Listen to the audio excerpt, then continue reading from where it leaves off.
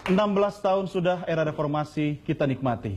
Reformasi yang merobohkan kekuasaan otoriter, menata segala sendi kehidupan berbangsa dan bernegara yang kita percaya ke arah yang lebih baik. Jalan terang reformasi 98.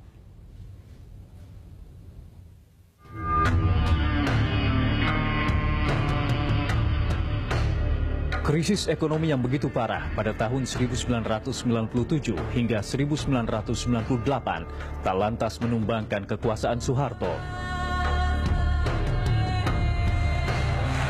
Demonstrasi mahasiswa di berbagai daerah semakin meluas, menuntut presiden yang tak pernah dipilih langsung oleh rakyat itu untuk turun.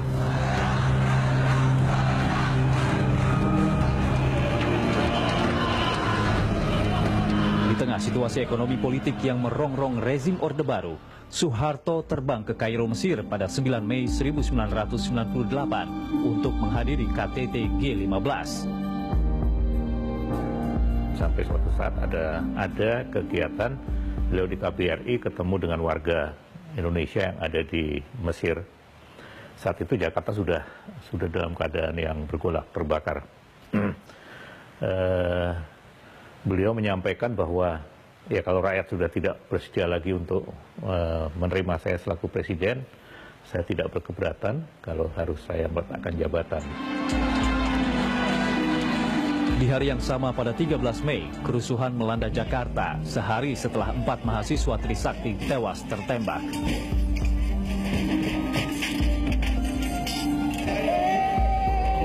Karena situasi mencekam di ibu kota, Soeharto memutuskan pulang lebih cepat ke Jakarta pada 15 Mei.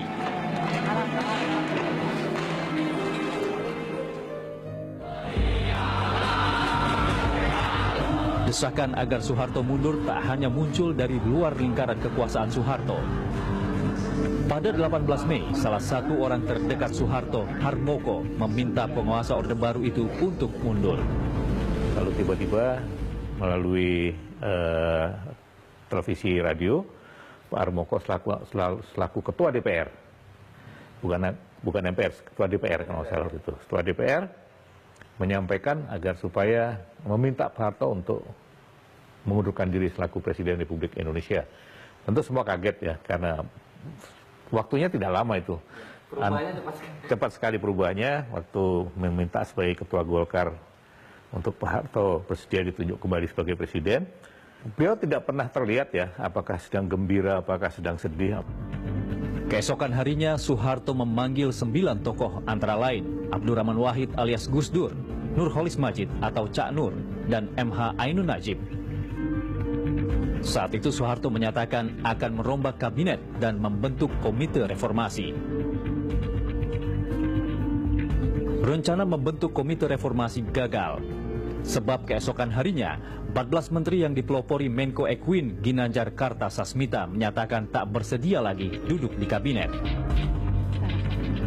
Akhirnya pada 21 Mei, 16 tahun silam, Soeharto menyatakan berhenti sebagai presiden. Saya memutuskan untuk menyatakan berhenti.